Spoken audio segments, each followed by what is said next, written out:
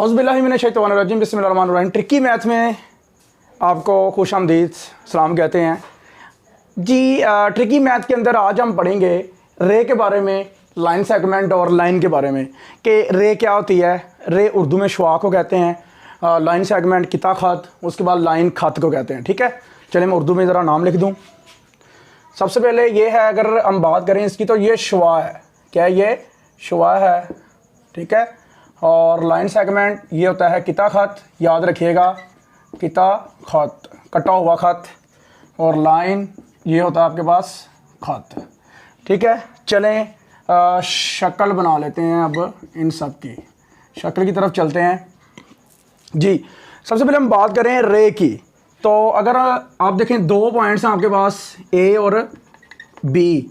तो ए से बी की तरफ चले जाओ और आपने कभी देखा होगा कि कहीं ना कहीं कोई शॉप होती है, कोई बैंक होता है, यहाँ कोई ब्यूटी पार्लर होता है, तो वहाँ पे एक एरो बना होता है, वहाँ पे फ्लैक्स पे एक एरो बना होता है। कोई अकेडमी या कोई स्कूल का उसने हिंट बताया होता है, ये इधर को है, ये इधर को है, ये लेफ़्ट है, ये राइट है। ठीक है ना? तो समझ लगी बात की बच्चे? तो आप आपके पास जो एक एरो बना होता है ना, एक तीर बना होता है, जो वो बेसिकली एक रे होती है। बेसिकली वो डायरेक्शन बता रही होती है कि इस साइड को आपने जाना है।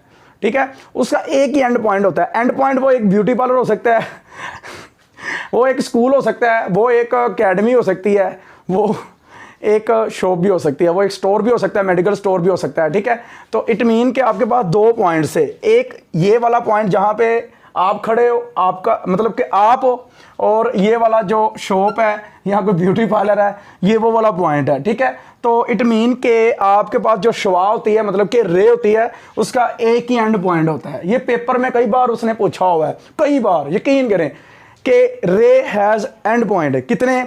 Only one. समझ लगी ना? तो आपका देखो ना, एंड पॉइंट का मतलब जहाँ पे आपने जाना है, स्टॉप होना है जाके। कोई होटल है, वहाँ पे आप जाके स्टॉप हो गए, तो एक पॉइंट से आपने दूसरे पॉइंट की तरफ गए, तो वहाँ पे उस आपका एंड पॉइंट हो गया, उससे आगे नहीं आप गए, तो दिस इज एंड पॉइंट। ठीक है, याद रखिएगा जो आपकी डेस्टिनेशन है। तो देखो ज़रा, ये हो गया आपका क्लियर।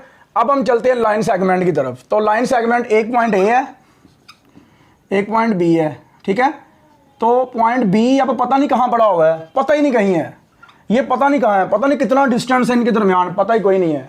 समझ लगी ना बात की? तो जब आपको डिस्टेंस ही नहीं पता, देखे ना, ये पॉइंट आपका जहाँ पे आप खड़े हुए हो, आप लाहौर में खड़े हुए हो कज़ाफ़ी स्टेडियम में।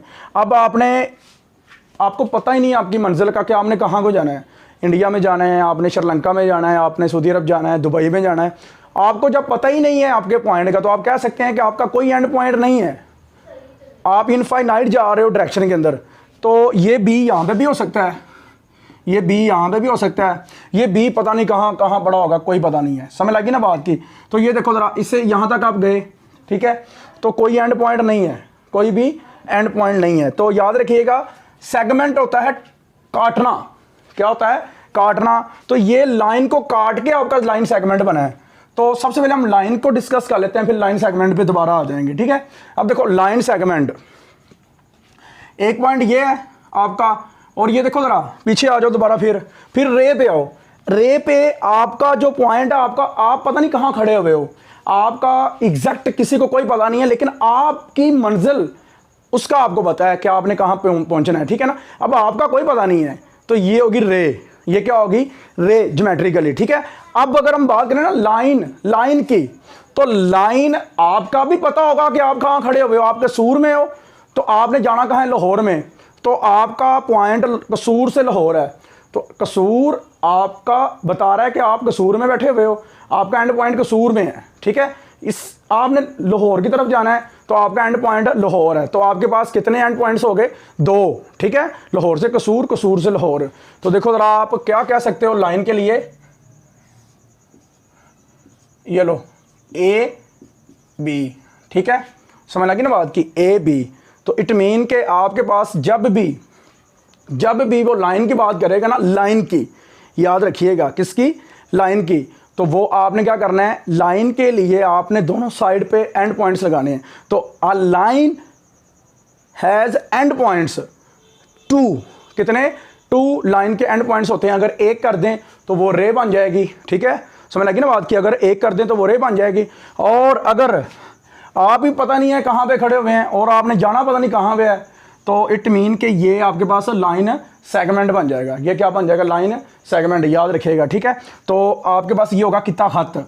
तो इसे अब मैं सारा इकट्ठा करता हूँ, इकट्ठा करके दोबारा लिखने की कोशिश करूँगा। देखो ज़रा, फिर आपने पता नहीं है यहाँ पे जाना है, पता नहीं आपने यहाँ पे जाना है, पता नहीं आपने यहाँ पे जाना है, पता नहीं आपने यहाँ पे जाना है, तो आपको कोई पता नहीं है। ये होगी आपकी लाइन सेगमेंट, क्योंकि ये लाइन का कटा हुआ हिस्सा है, वो कटा हुआ हिस्सा है जहाँ पे आपको अपनी डेस्टिनेशन का भी नहीं पता और जहाँ पे आप जाना चाहते हो वो डेस्टिनेशन का भी नहीं पता। क्लियर है?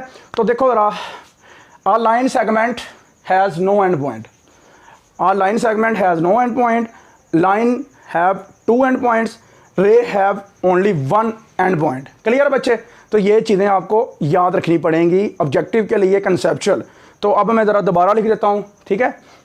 सबसे पहले मैं लिखता हूँ आपके पास लाइन के लिए, ये लाइन होगी, ये लाइन सेगमेंट होगा और ये रे होगी, ठीक है।